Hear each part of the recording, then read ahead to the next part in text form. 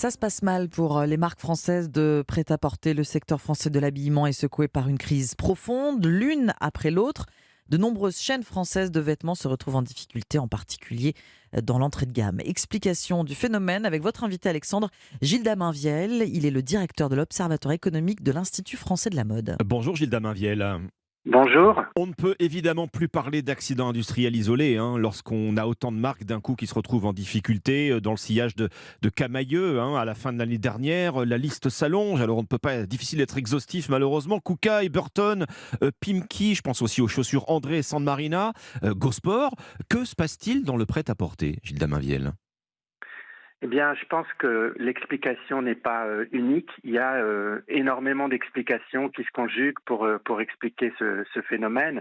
Il y a les fondamentaux en fait de l'économie qui sont pas positifs, et ça c'est ce Ça qu'on concerne tout le observe monde. depuis. Oui, ça concerne tout le monde. Depuis 2007, on a la crise des subprimes, le pouvoir d'achat qui est stable. On a aussi, et ça c'est très important, les éléments aggravants avec le Covid. Le marché a reculé de 15% en 2020. Vous avez l'inflation en 2022. Et cette inflation, elle a touché particulièrement notre secteur.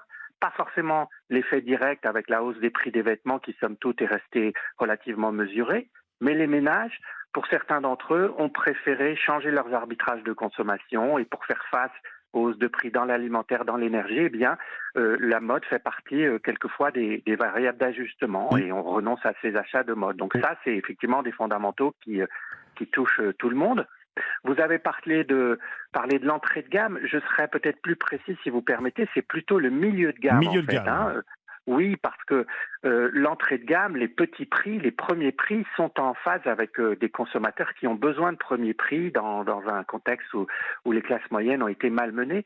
Ce que je vois de commun à toutes ces enseignes qui ont des difficultés, c'est d'abord ce sont des enseignes qui sont très souvent historiques, qui sont présentes sur le marché français depuis longtemps maintenant, et c'est difficile dans notre secteur de rester pérenne et d'avoir une image forte durant des décennies, même si ça arrive pour les Oui. grands poids lourds comme Zara et H&M, mais c'est difficile pour ces acteurs du milieu de gamme et les acteurs français, parce que le milieu de gamme, c'est un sous-segment du marché très important. Pour le marché féminin, c'est très important. Vous savez que la consommation des femmes, c'est la moitié du marché. Il y a Oui. beaucoup d'acteurs, donc une forte concurrence.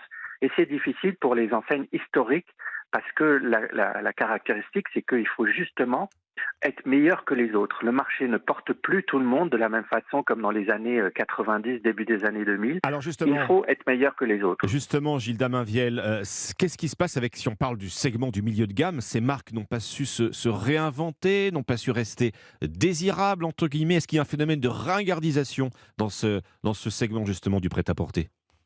Alors c'est un peu fort, hein, gardisation, je ne me permettrai pas de leur jeter la pierre comme ça. C'est volontaire, mais je vous voyez Oui, l'idée. Bon, j'ai bien compris, j'ai bien compris.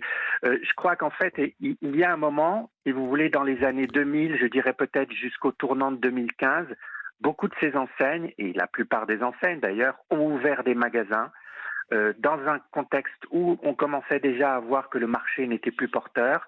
On a ouvert des magasins pour faire face à des reculs ou des stabilisations du chiffre d'affaires. hmm. Et je pense que ça, c'était une erreur à un moment où peut-être qu'il fallait mettre davantage l'accent sur le e-commerce, les ventes sur Internet qui se sont fortement développées et qui aujourd'hui sont pas loin de représenter 20% de la consommation. Alors, elles se sont Donc je pense, développées, Gilles Mainviel, mais oui, on dit effectivement la crise de Covid a amplifié le règne de la vente en ligne. Mais il y a des études qui ont montré la résistance des magasins physiques, et on en a parlé sur Europe 1. Après la crise sanitaire, on a vu cette envie des consommateurs de retrouver le plaisir du shopping.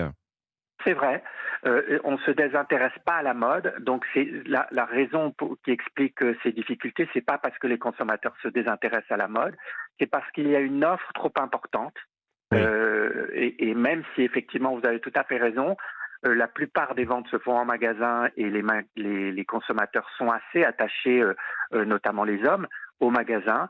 Il y a sans doute trop de points de vente et il y a eu des grosses cylindrées, si je peux me permettre, qui sont arrivées dans les années 90. On connaît tous les Zara et H&M. bien sûr. Plus récemment, on parle de Shein, qui ne vend que sur Internet, qui a cassé complètement les prix et qui a déstabilisé le marché. Je crois que il faut aussi comprendre que le marché a changé dans le sens où les consommateurs, nous les consommateurs, on consomme autrement.